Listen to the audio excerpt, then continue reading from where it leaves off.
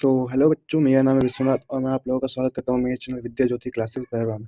मैं इस क्लास में क्लास 9 का जो इस बार 11 तारीख को जो एग्ज़ाम है हिंदी का, वो लेके आया हूँ मोस्ट इंपॉर्टेंट क्वेश्चन जो इस बार पूछा जा सकता है। तो वीडियो को पूरा देखिएगा और स्किप नहीं कीजिएगा, जिससे आप लोगों के एक भी क्वेश्चन को छूटे ना। चलिए वीडियो को स्टार्ट करते हैं। तो फर्स्ट में आप लोगों को अपठित गद्यांश जो मिलेगा, आप लोग को उससे पढ़ के आंसर देना है। जो यहाँ पे पीछे 4 या फिर 5 क्वेश्चन रहेगा, उसको पढ़ के आप लोगों को आंसर देना है। तो आप लोग इसे पढ़ लीजिएगा, मैं डायरेक्ट इसका आंसर बता देता हूँ आप लोगों को। तो आपका फर्स्ट नंबर का क्वेश्चन हो जाएगा, आपका राइट नंबर। क्या क्वेश्चन पूछा गया कि गद्यांश के अनुसार किसके आगमन के समय खेत लहलहाने लगते हैं? तो इसका राइट आंसर जो है वो नव वर्ष के आगमन के समय। एंड सेकंड नंबर पूछा गया कि गद्यांश के अनुसार हम सभी त्योहारों को मिलजुल कर एक साथ कैसे मनाते हैं? तो इसका राइट आंसर हो जाएगा कि हर्षोल्लास के साथ। एंड थर्ड नंबर क्वेश्चन है कि गद्यांश का सर्वाधिक उचित शीर्षक क्या होगा? तो इसका राइट आंसर जो है उचित शीर्षक में पूछा गया है, तो इसका राइट आंसर हो जाएगा ऑप्शन नंबर डी, त्योहारों का महत्व। एंड फोर्थ नंबर है कि प्रफुल्लित शब्द का पर्यायवाची होगा। प्रफुल्लित शब्द का पर्यायवाची जो है उसका राइट आंसर हो जाएगा आपका राइट नंबर ए, आंसर खुशी। ये भी कुछ कविता दिया गया है जिसे आपको पढ़ के इसका आंसर देना है। तो मैं डायरेक्ट आंसर इसका ही बता देता हूँ। तो पांचवा नंबर का क्वेश्चन है कि पक्षी और बादल को किस रूप में बताया गया है? तो पक्षी और बादल को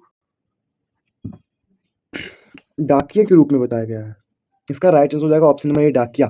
और सिक्स नंबर क्वेश्चन है कि एक देश से दूसरे महादेश कौन जाता है? तो एक देश से दूसरे महादेश जो जाता है वो हो जाएगा आपका राइट आंसर पक्षी और बादल। सातवां नंबर क्वेश्चन है कि सुगंध में कौन सा उपसर्ग होता है? सुगंध में कौन सा उपसर्ग होता है? तो सातवां नंबर का जो राइट आंसर है वो हो जाएगा सु। उपसर्ग पूछा है तो आपका ये जो सुगंध, तो आपका ये उपसर्ग हो गया और ये प्रत्ययसर्ग, प्रत्ययसर्ग। तो राइट आंसर जो है वो सु हो जाएगा। एंड आठवां नंबर क्वेश्चन है कि पदंश में उचित शीर्ष क्या होगा? उचित शीर्ष क्या होगा? तो इसका राइट आंसर हो जाएगा आपका आठवां नंबर का ए, प्रकृति के संवाहक।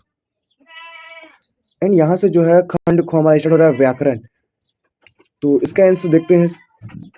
संख्यावाचक विशेषण की पहचान करें। संख्यावाचक विशेषण की पहचान करें। तो इसका राइट आंसर जो 9 का हो जाएगा वो आपका हो जाएगा दो बैल।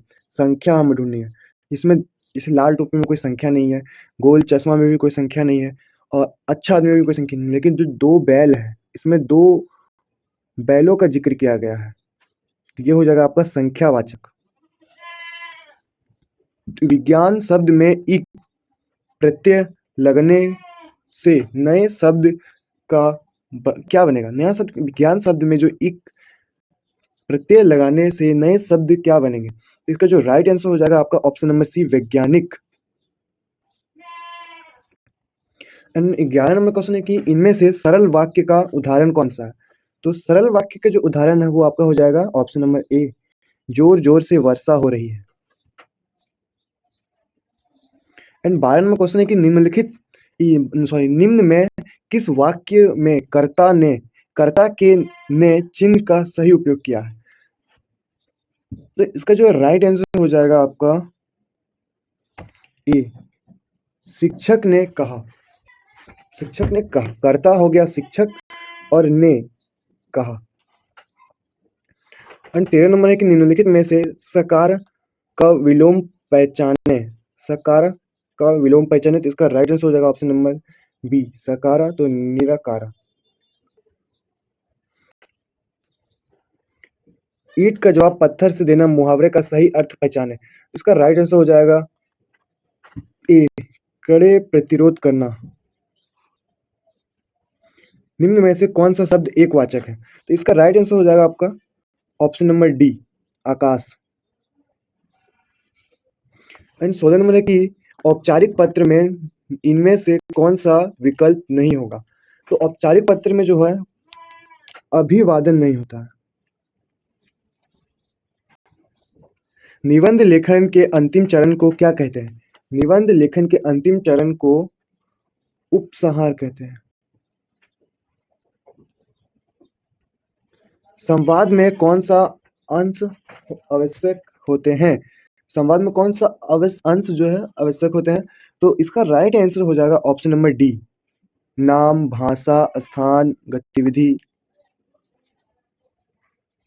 एंड यहाँ से जो पाठ्य पुस्तक जो हमारी है बुक, उससे क्वेश्चंस हैं 19 से लेकर 22 तक, खंड ग। इसमें भी कुछ दिए गए हैं, छोटी सी पंक्तियां दी गई है जिसको पढ़ के उत्तर देना है, तो पढ़ लीजिएगा, मैं डायरेक्ट आंसर बता देता हूँ। चिड़िया के माथे का रंग कैसा था? इसका राइट आंसर हो जाएगा एक काला। कवि ने चतुर किसे कहा है? तो कवि ने चतुर किसे कहा है? तो इसका राइट आंसर हो जाएगा ऑप्शन नंबर बी, चिड़िया को। 21 नंबर पूछा गया कि चिड़िया मछली को किस तरह पकड़ती है? दौड़कर, गोता लगाकर, झपटे मारकर, डुबकी लगाकर। तो इसका राइट आंसर हो जाएगा झपटे मारकर।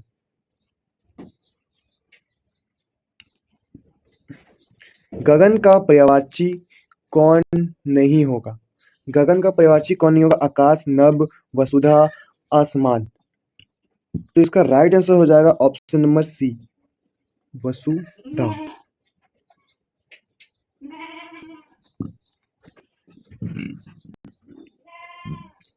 सखियां एक शब्द पाठ के आधार पर दिए गए पदों और उनके तमस रूप दिए गए हैं, इनमें गलत विकल्प का चयन करें। तो इसका जो राइट आंसर है वो हो जाएगा ऑप्शन नंबर ए, पाख, पखी, पशु, पक्षी।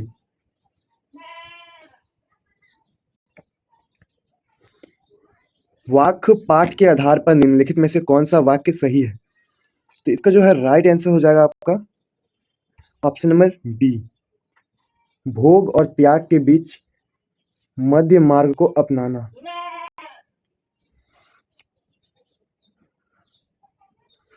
कैदी और कोकिला कविता के अनुसार मोहन के व्रत द्वारा किसकी ओर संकेत किया गया है? इसका जो राइट आंसर हो जाएगा आपका वो हो जाएगा option number B, Mohandas Karamchand Gandhi.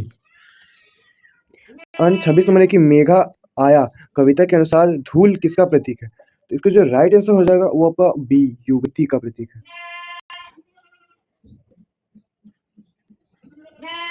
यहाँ पे भी कुछ गद्यांश को पढ़ के हमें आंसर देना है, तो पढ़ लीजिएगा। जैसे 27 नंबर है कि गधा कैसा प्राणी है?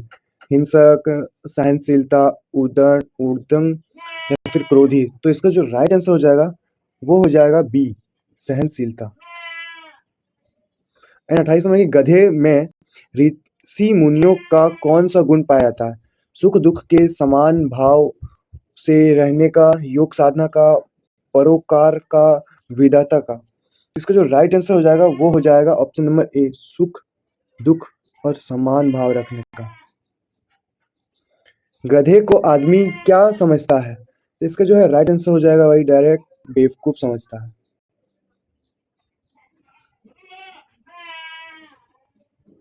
इन 30 नंबर है कि गद्यांश के अनुसार विषाद का अर्थ होगा, तो विषाद का अर्थ क्या होगा? तो इसका राइट आंसर हो जाएगा ऑप्शन नंबर सी, दुख। विषाद का जो अर्थ होगा वो हो जाएगा दुख। 31 नंबर है कि लहासा की और पाठ में लेखक के सहयात्री का नाम क्या था? तो लेखक के सहयात्री का नाम जो था वो था सुमित। और 32 नंबर है कि सावले सपने की याद पाठ के अनुसार सेंट वैली कहाँ स्थित है? सेंट वैली कहाँ स्थित है? इसका जो राइट आंसर हो जाएगा वो हो जाएगा केरल। किस ब्रिटिश सेनापति ने देवी मैना का सहानुभूति दिखाई थी देवी मैना पर? तो इसका जो राइट आंसर हो जाएगा वो हो जाएगा option number B, sir Thomas है।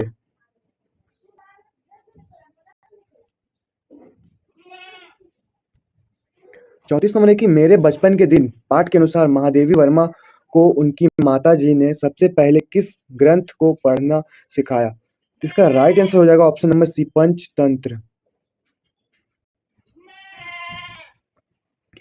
जूता हमेशा टोपी से कीमती रहता है, यह पंक्ति किस पाठ से लिया गया है? तो जो यह पंक्ति है वो लिया गया है प्रेमचंद्र के फटे जूते से। मेरे संग की औरतें पाठ में लेखिका की नानी ने अपने पति के मित्र प्यारे लाल से अपनी पुत्री के लिए कैसा वर ढूंढने का आग्रह किया है? तो जो इसका राइट आंसर है वो हो जाएगा आपका ऑप्शन नंबर सी, आजादी के सिपाही।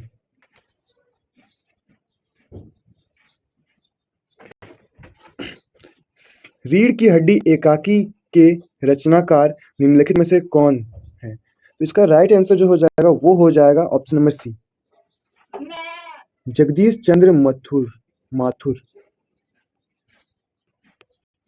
रीढ़ की हड्डी एकांकी की विवाह योग्य कन्या का नाम क्या है? तो इसका जो राइट आंसर है वो हो जाएगा आपका ऑप्शन नंबर ए, उमा। निम्नलिखित में से किस पाठ में विस्थापन का दर्द है?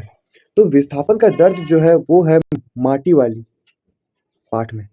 माटी वाली पाठ में किस शहर का वर्णन है? तो माटी वाली पाठ में जो है वो टिहरी का वर्णन है। तो ये थे हमारे हिंदी के इम्पोर्टेंट 40 क्वेश्चंस जो 11 मार्च को पूछे जा सकते हैं।